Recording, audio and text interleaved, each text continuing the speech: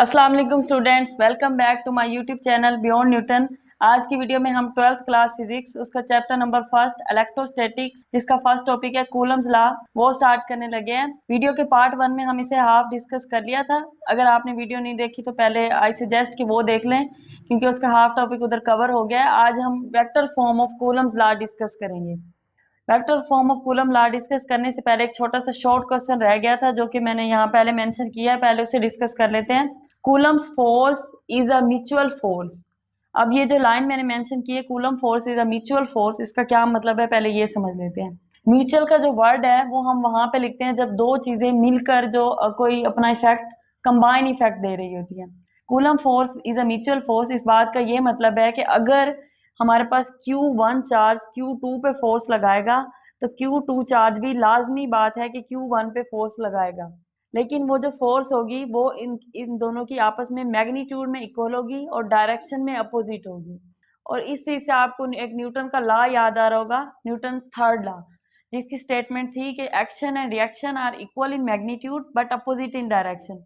तो वो यहाँ पे अप्लाई हो रहा है, यानी Q1 फोर्स लगा रहा है Q2 के ऊपर, Q2 फोर्स लगा रहा है Q1 के ऊपर, लेकिन वो जो फोर्स है वो मैग्नीट्यूड में तो इक्वल है लेकिन डायरेक्शन में अपोजिट है, जो कि यहाँ मैंने एरो से मेंशन किया है, उनकी डायरेक्शन अपोजिट है और मैग्नीट्यूड सेम है। इसी बात को मैथमेटिकली हम यूं लिख सकते हैं F12 is equal to minus F21। अब यहाँ पे जो F12 और ये 21 का कंसेप्ट है ये लास्ट वीडियो में भी मैंने दे दिया था। अगर आपने वो देखी है तो आपको समझ आ गया होगा, लेकिन अगर नहीं देखी तो रिपीट कर देती हूँ। F12 का मतलब है कि हमारे पास वो फोर्स जो Q2 Q1 पे एग्जर्ट कर रहा है, और F21 हमारी वो फोर्स है जो Q1 Q2 के ऊपर फोर्स एग्जर्ट कर रहा है। तो ये दोनों हमारे पास अपोजिट होंगी और ये नेगेटिव साइन इसी बात को शो कर रहा है कि ये दोनों फोर्सेस मैग्नीट्यूड में तो इक्वल हैं लेकिन डायरेक्शन में अपोजिट है। फोर्स एक वेक्टर क्वांटिटी है, ये हमें पहले ही पता है, और जो वेक्टर क्वांटिटी होती है उसमें मैग्नीट्यूड भी होता है और साथ डायरेक्शन भी होती है। ये वेक्टर की एक रिप्रेजेंटेशन है कि मैग्नीट्यूड के साथ डायरेक्शन भी होती है।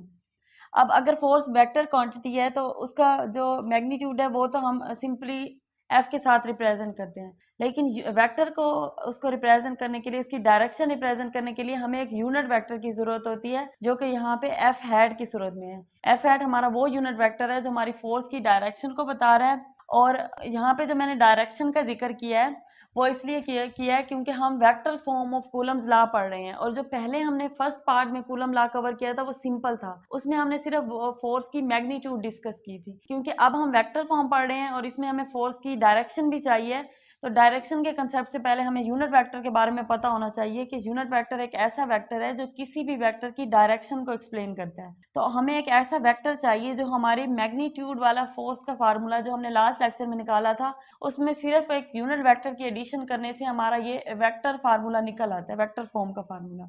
और यहाँ पे वो जो एडिशन है वो मैंने आर हैड की सूरत में की है। आप देख सकते हैं formula F is equal to 1/4 pi epsilon naught Q1 Q2 और over r square r hat. अब स्टूडेंट्स यहाँ पे जो आर हैट है वो यूनिट वेक्टर है, वो वाला यूनिट वेक्टर या पोजीशन वेक्टर जो हमारी फोर्स की डायरेक्शन बता रहा है और ये फोर्स की वेक्टर फॉर्म को कंप्लीट कर रहा है। अब यहाँ तक तो फोर्स की वेक्टर फॉर्म की बात की। अब ये जो वेक्टर फॉर्म है ये जनरली फोर्स की वेक्टर फॉर्म है, और हमने यहाँ पे जो F12 और F21 की बात की है उस केस में भी हम इसकी वेक्टर फॉर्म डिस्कस कर लेते हैं। सपोज कर लेते हैं कि हमारे पास दो चार्जेस हैं Q1 और Q2।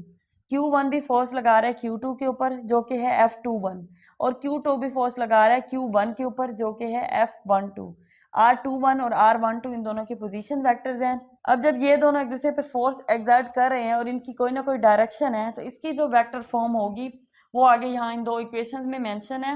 F12 के साथ सेम वो फार्मूला लिख के हमें एक यूनिट वेक्टर की एडिशन करनी है, वो है R12 जो कि इसका यूनिट वेक्टर है जो इसकी डायरेक्शन एक्सप्लेन कर रहा है। इसी तरह F21 की डायरेक्शन को एक्सप्लेन करने के लिए हमने R21 का सहारा लिया है। ये दोनों यूनिट वेक्टर्स या पोजीशन वेक्टर्स इन दोनों फोर्सेस की वेक्टर फॉर्म दे रहे हैं, यानी कि इनकी डायरेक्शन बता रहे हैं। अब यहाँ पे ये एक्सप्लेन करना लाजमी है कि ये दोनों फोर्सेस किस चीज़ को रिप्रेजेंट कर रही हैं। ये पॉइंट्स आपने स्किप नहीं करने, इनको नोट कर लेना है और लाजमी याद भी कर लेना है MCQs के लिए भी। और इनको अगर ये लॉन्ग क्वेश्चन के तौर पे आता है तो इन दोनों को स्किप नहीं करना यहाँ से, इन पॉइंट्स को।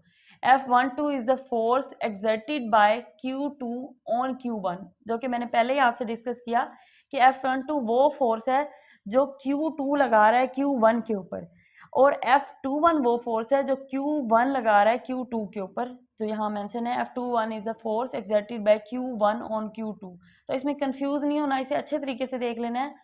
जो चार्ज फोर्स लगा रहा होता है उसका नंबर बाद में लिखते हैं, और जो जिस पे लग रही होती है उसका नंबर पहले लिखते हैं। अब यहाँ पे फोर्स जो है वो Q1 पे लग रही थी, तो हमने जो 1 है वो पहले लिखा, और फोर्स लगा कौन रहा था, Q2, तो Q2 बाद में लिखा। एक्सर्टेड बाय Q2 था ना, तो 2 बाद में मेंशन किया है, और लग किस पे रही थी, ऑन Q1, तो 1 पहले मेंशन किया। इसी तरह ये 2 1 के केस में भी सेम ही है, तो इस बात में कंफ्यूज नहीं होना, इसे अच्छे तरीके देख लेना। इसके बाद इफेक्ट ऑफ मीडियम। अब कूलम लॉ जो हम लोगों ने पहले डिस्कस किया है अभी तक, वो हम फ्री स्पेस में डिस्कस कर रहे थे, यानी कि अगर हमारे पास 2 चार्जेस हैं और उनके दरमियान फ्री स्पेस है तो तब कूलम लॉ क्या होगा। लेकिन अगर वो चार्जेस हों और उनके दरमियान फ्री स्पेस के बजाय हम कोई मीडियम प्लेस कर दें, या फिर अमूमन हम डाइलेक्ट्रिक प्लेस कर देते हैं, अगर हम डाइलेक्ट्रिक कोई भी प्लेस कर देते हैं तो उसका क्या इफेक्ट होगा कूलम लॉ के ऊपर या कूलम्स फोर्स के ऊपर, इसको देखते हैं। अच्छा, वैसे अगर आप सोचें कि 2 चार्जेस हैं, उनके दरमियान हम एक मीडियम या कोई भी मटेरियल रखते हैं तो क्या होगा। जाहिर सी बात है कि जो इलेक्ट्रिक फोर्स है या फिर जो इलेक्ट्रिक फील्ड है उन दोनों चार्जेस के दरमियान क्रिएट हो रही है, उनके इंटरेक्शन की वजह से वो रिड्यूस हो जाएगी, क्योंकि कोई ना कोई हर्डल आ गया दरमियान में। तो अब ये कॉमन सेंस की बात है, जब एक हर्डल दरमियान में आ गया है और वो इलेक्ट्रिक फील्ड लाइंस को क्रॉस कर रहा है, उनको दरमियान से कट कर रहा है, तो वो उनकी स्ट्रेंथ को या उनके मैग्नीट्यूड को कम कर देगा। तो इससे ये बात जाहिर होती है कि इलेक्ट्रिक फोर्स रिड्यूस हो जाएगी बाय फैक्टर एप्सिलॉन एम। अब ये जो फैक्टर एप्सिलॉन एम है इसके बारे में मैं बताती चलूँ। इससे पहले लास्ट लेक्चर में हमने इसे एप्सिलॉन नॉट लिखा था, और वो परमिटिविटी ऑफ फ्री स्पेस थी। अब यहाँ पे एम इसलिए क्योंकि हम मीडियम की बात कर रहे हैं, तो ये परमिटिविटी ऑफ मीडियम है। और परमिटिविटी का कंसेप्ट भी मैंने लास्ट लेक्चर में दिया था। आप वैसे मैं सजेस्ट करूंगी कि लाजमी इससे पहले लास्ट लेक्चर देख लें, क्योंकि बहुत सारे कंसेप्ट लास्ट लेक्चर में डिस्कस हो गए हैं। अगर आप वो देख लेंगे तो ये ज्यादा अच्छा समझ आएगा। जो परमिटिविटी है, परमिटिविटी एक एबिलिटी होती है किसी भी सब्सटेंस, किसी भी मटीरियल की, जो रेजिस्ट करती है इलेक्ट्रिक फील्ड को या फोर्स को। यानी कि दूसरे वर्डिंग में आप सिंपल इसे याद कर लें कि एक रेजिस्टेंस है इलेक्ट्रिक फोर्स के against.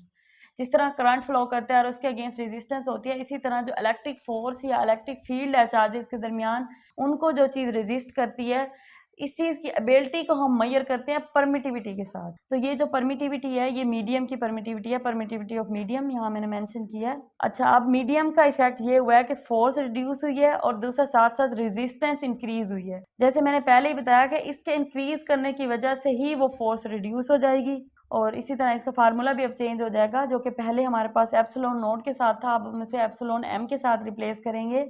F is equal to 1/4 pi epsilon naught is replaced by epsilon m Q1 Q2 over r square. तो ये हमारे पास इफेक्ट ऑफ मीडियम है, और ये भी एक अलग से शॉर्ट क्वेश्चन बन सकता है। इसके बाद हमारे पास रिलेटिव परमिटिविटी का कंसेप्ट आता है। Relative permittivity is actually a comparison of permittivity of any substance with permittivity of free space. यानी कि रिलेटिव परमिटिविटी हमें ये बताती है कि किसी भी सब्सटेंस की कितने टाइम्स परमिटिविटी ज्यादा है फ्री स्पेस से। अगर हम सिंपली इसको समझें तो किसी भी सब्सटेंस की जो रेजिस्टेंस है इलेक्ट्रिक फील्ड या इलेक्ट्रिक फोर्स के अगेंस्ट, वो कितनी ज्यादा है फ्री स्पेस से, इस चीज के कंसेप्ट को हम रिलेटिव परमिटिविटी से समझते हैं। उसके बाद इसकी डेफिनेशन है, it is the ratio of permittivity of medium to the permittivity of free space. इसका फार्मूला भी इसकी डेफिनेशन से ही मेंशन है, epsilon r is equal to epsilon m over epsilon naught. Epsilon m की अगर वैल्यू हमें चाहिए, अगर हमें एग्जैक्ट मीडियम की परमिटिविटी चाहिए, तो हम उस रिलेटिव परमिटिविटी वाली वैल्यू को एप्सिलॉन नॉट, जो कि जिसकी वैल्यू हमने लास्ट लेक्चर में डिस्कस की थी 8.85 मल्टीप्लाई बाय 10⁻⁻12, उसके साथ मल्टीप्लाई करके हम किसी भी सब्सटेंस या किसी भी मटेरियल मीडियम की एग्जैक्ट परमिटिविटी निकाल सकते हैं। तो ये उसका फार्मूला है, और ये एक यूनिट लेस क्वांटिटी है, क्योंकि यहाँ पे दोनों ही परमिटिविटी की वैल्यूज हैं और इनके यूनिट एक दूसरे से कैंसिल हो जाएंगे, इसलिए ये यूनिट लेस और डायमेंशन लेस क्वांटिटी है। अब जो कूलम का हमारा फार्मूला था कूलम फोर्स का, वो मॉडिफाई होके कुछ इस तरह बन गया है 1/4 pi epsilon naught epsilon r Q1 Q2 over r square. हमें पता है कि जब हम कोई भी मीडियम रखते हैं चार्जेस के दरमियान, तो उसकी वजह से हमारी जो इलेक्ट्रिक फोर्स है वो डिक्रीज होती है। अब वो डिक्रीज होती है तो जो एप्सिलॉन आर का फैक्टर है, इसे हमने डिवीजन में इसलिए रखा क्योंकि अगर हम इसे मल्टीप्लाई करते इधर यहाँ पे लिखते तो इससे ये शो हो रहा है कि मल्टीप्लीकेशन में लिखने का ये मतलब था कि फोर्स इससे इंक्रीज हो रही है, लेकिन फोर्स डिक्रीज हो रही है, तो इसे इसलिए हमने नीचे लिखा ताकि ये शो हो इससे कि इसके बढ़ने से फोर्स कम हो जाएगी और इसके कम होने से फोर्स बढ़ जाएगी। तो ये इसका इनवर्स रिलेशन है। उसके बाद एक एमसीक्यूज है कि जो रिलेटिव परमिटिविटी की वैल्यू है वो हमेशा ग्रेटर देन 1 होती है। उसकी रीजन भी मैंने एक्सप्लेन किया है, क्योंकि हमारे पास रिलेटिव परमिटिविटी का फार्मूला है epsilon r is equal to epsilon m over epsilon naught, क्योंकि ये हमारे पास रेशियो है मीडियम के परमिटिविटी की और फ्री स्पेस की परमिटिविटी की। हमेशा जो मीडियम की परमिटिविटी होती है वो ज्यादा होती है फ्री स्पेस से, और ये मैथमेटिक्स का रूल है कि जब हम ऊपर बड़ी वैल्यू लिखते हैं और नीचे छोटी वैल्यू, तो हमारा जो आंसर होता है वो 1 से बड़ा आता है। इसलिए इसकी जो वैल्यू है एप्सिलॉन आर की वो इज ऑलवेज ग्रेटर देन 1, और ये एक एमसीक्यूज भी है। उसके बाद एक छोटा सा शॉर्ट क्वेश्चन और आ जाता है कि जो वैक्यूम की फोर्स है वो ग्रेटर होती है मीडियम की फोर्स से। अब इसको हम समझ लेते हैं कि जो मीडियम की फोर्स का फार्मूला है वो है 1/4 pi epsilon naught epsilon r Q1 Q2 over r square. ये एप्सिलॉन आर हमने रिलेटिव परमिटिविटी के लिए लिखा है और एप्सिलॉन नॉट फ्री स्पेस के लिए। और जो वैक्यूम के फोर्स का फार्मूला है वो 1/4 pi epsilon naught Q1 Q2 over r square. ये दोनों इक्वेशंस हैं।